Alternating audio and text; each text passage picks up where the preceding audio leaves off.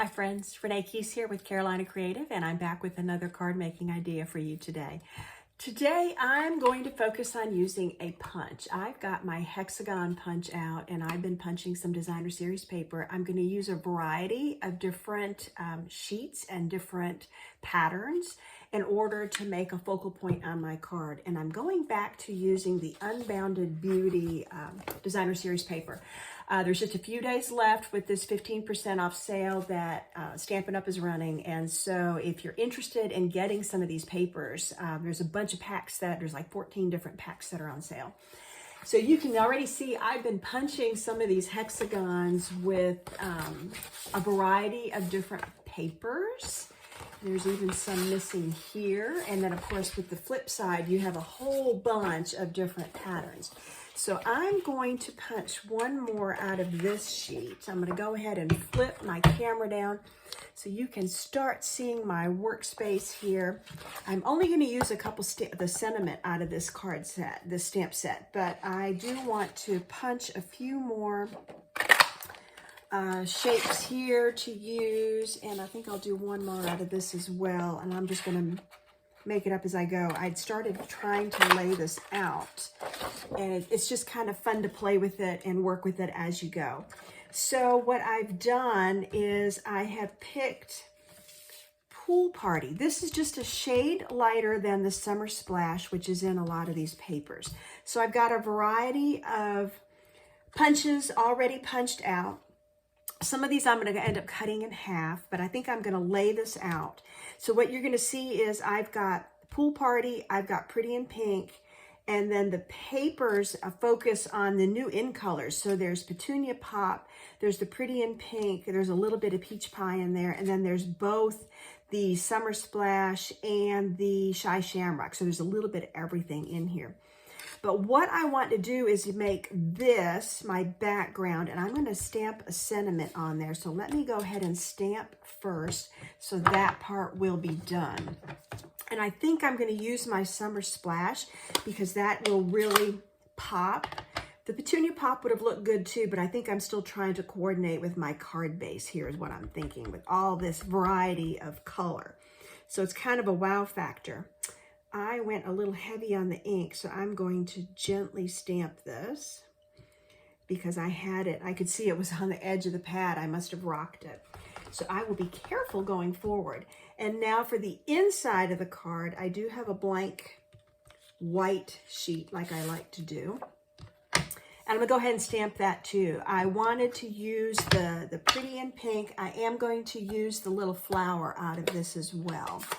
So I'm taking 2 stamps out of that stamp set. And I'm just going to put some flowers here and some flowers up in the corner there. Just make it, you know, a sweet little card. Because it does say Happy Anniversary, I wanted something else on the inside. And so I borrowed a stamp from another set that says Congratulations. And we do that. We mix old and new all the time. I mean, anybody that's been stamping for a while, you'll realize that all of these sentiments that come with this stamp set may not be exactly what you want, and so you're borrowing all the time from another set. So now that is the inside of the card, and when I'm ready, I'll glue that in there. I'm just going to put it in there for safekeeping. This is going to be the center of my card. I'm going to work on this layer right now, and I want to line it up so that I have these on the bottom, and I cut this. It was just smaller than my card base. So this is 4 by 5 1/4. That's all it is. And I'm going to line these up so that they're both just a little off center. And that should put this one right in the middle. And I'm leaving, well, if I don't flip it, I'm going to leave just a little bit of edge showing there. So this is what will determine how I lay this out. I want the tip here to go all the way to the edge, and it just fits. Yep. And that will then determine where I position this center one. So I think I'm going to leave this laying like that, and then you can see I'm going to fill in some spaces. I've got a half piece here, and I've got another piece there, and I'm just going to kind of fill it in. But I want to make sure I get the center one exactly centered the way I have this laid out. So I'm going to glue that first. And you can see how I've mixed and matched I've got some with flowers and some with just background. So I think it might be a little busy if I did too much flower print, and that's why some of these have just the more subtle background, but all the same colors. I think that adds a lot. So I'm going to glue that. I'm now going to glue this, and I'm going to try to leave that edge without glue so I can cut it off without gunking up my scissors. And I'm going to put this in place and go to the edge here and leave a little bit there, and hope I did that right. And this is one of those where, you know, you can slide these things around a little bit as you're putting them down, and it's not rocket science, so we don't have to worry about being too precise, but I think I've got this lined up correctly. So this is the back side of what I stamped here, but it's that bright petal pink. It's really pretty. I like that paper a lot. And then I'm using more of the flower print here. And you can see I'm just swirling glue on the background, and that allows me to slide this. I have a little more flexibility with the liquid glue than if I had used my Stampin' Seal. Okay, so that's on. I'm now going to fill in this part, and it should line up the same way, leaving, you know, that space in between. And then I should only need half of this. Yeah, just like that. I got a little glue right there. Just like that. So now what I'm going to do is take my snips and flip this over and look at the back side. And I'm just going to cut right along the edge. I don't need that. I don't need this. So I've gone edge to edge on this card piece. I'll show you another one I played with yesterday where I didn't go edge to edge. I have a little bit of glue there, so now I'm going to have to clean my snips when I'm done.